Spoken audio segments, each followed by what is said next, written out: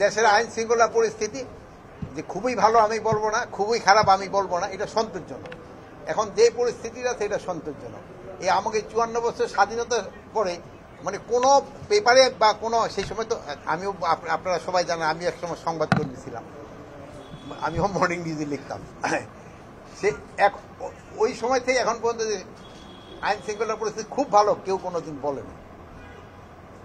সবসময় একটু নেগেটিভের দিকেই থাকে, বাট এখন আমি বলবো যে মোটামুটি সন্তোষজনক, যে খুব একটা ভালো আমি তাও বলবো না।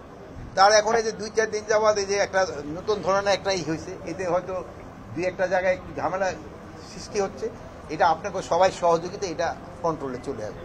আমরা আপনার এই ব্যাপারে খুবই সহযোগিতা করতেছেন, এই জন্য আপনাদের অনেক অনেক আবার মাঠ প্রশাসনের কাছে হলো ইলেকশনটা যেন ফ্রি, ফেয়ার, ক্রেডিবল এবং উৎসব মুখর হয়, এটার জন্য তাদের প্রস্তুতি গ্রহণ করা।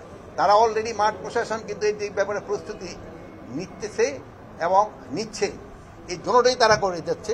এবং আমি আশা করব যে এই ইলেকশনটা খুব ফ্রি, ফেয়ার, ক্রেডিবল এবং উৎসব মুখর হবে। কিন্তু বাট ইলেকশনটা কিন্তু শুধু মাঠ প্রশাসন মানে আমাদের পুলিশ প্রশাসন মানে আমি আইন শৃঙ্খলা বাহিনী বলতে বুঝাচ্ছে, আইন শৃঙ্খলা বা প্রশাসনের উপরে নির্ভর করে না। এটার মধ্যে কিন্তু আরো কতগুলি স্টেক হোল্ডার, একটা ইলেকশন কমিশন রয়ে গেছে, আর রয়ে গেছে হলো বিভিন্ন পার্টিগুলি, আর সবচেয়ে হলো সর্বোপরি হলো জনগণ। জনগণ যে সময় নির্বাচনমুখী হয়ে যাবে সে সময় কিন্তু কেউ কোনো কিছু থামায় রাখতে পারবে না।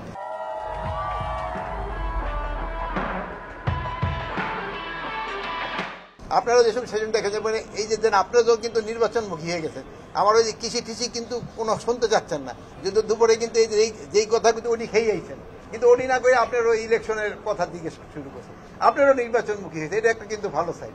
প্লাস এই দেখেন যে বিভিন্ন জায়গায় পোস্টারিংও কিন্তু শুরু হয়ে গেছে, এটাও একটা ভালো সাইড। প্লাস বিভিন্ন পার্টিগুলি কিন্তু তাদের কিছু কিছু এলাকায় নমিনেশনও তারা ক্যান্ডিডেটও ডিক্লেয়ার করে দিচ্ছে, this is also a good side. তারপরে বিভিন্ন পার্টির ভিতরে তাদের তো একটা বার্গেনিং ইসে থাকবে, এক এক সবার একটা স্ট্র্যাটেজি থাকবে, এটা তো তারা করবে। আমার না, আপনাকে সবারই প্রস্তুতি আছে, আপনাকে প্রস্তুতি আছে। আপনার সাংবাদিকরাও কিন্তু এই রায়টা কি হচ্ছে একের কান পাইতে থাকবেন কি রায়টা হচ্ছে। আমার বাহিনীগুলো কিন্তু সবাই ওইরকম ভাবে প্রস্তুত আছে, আমরা সবাই প্রস্তুত আছি। রায়ের মাননীয় ট্রাইব্যুনাল কি রায় দেয় তা আমরা তো জানি না, বাট রায় যাই দেয় তো কার্যকরী হবে এবং জনগণ এবং যার এই হেতু সবাই এটা মেনে নিবে, যেহেতু তারা তো স্বাধীন। বিশৃঙ্খলা ঠেকাতে অনেক তারা পুরোটা প্রস্তুত। দেখেন না আপনাকে সবাই শৃঙ্খলা নিয়ে আসছে। এখন যেখানে আমি এখানে এসে আমি একটু শুনছি যে ঘটনাটা, তাই এই ঘটনা তো দুই পার্টি একসাথে বসছে, এটা আমি আশা করবো যে সমস্যাটা সমাধান হয়ে যাবে, যেহেতু এটা তো আমার নিজেদের ভিতরে এই সমস্যাটা অবশ্যই সমাধান হয়ে যাবে। বাট এই ধরনের ঘটনা যেন না ঘটে, আইন শৃঙ্খলা বাহিনীগুলি জন্য তারা সবসময় সজাগ থাকবে। মালিক পক্ষের বেশ কিছু গাড়ি, শতাধিক গাড়ি ভাঙচুর হয়েছে, তারা বলছেন যে আইনগতভাবে কোনো ব্যবস্থা নেওয়া হবে কিনা। এবং সব প্রশাসনের পক্ষ থেকে তাদের সাথে কোনো যোগাযোগ হয়নি এবং এখন এটার ক্ষেত্রে আইনগত ব্যবস্থা বা যে কোনো ব্যবস্থা প্রশাসন অবশ্যই তারা যেটা নেওয়ার এটা নিবে।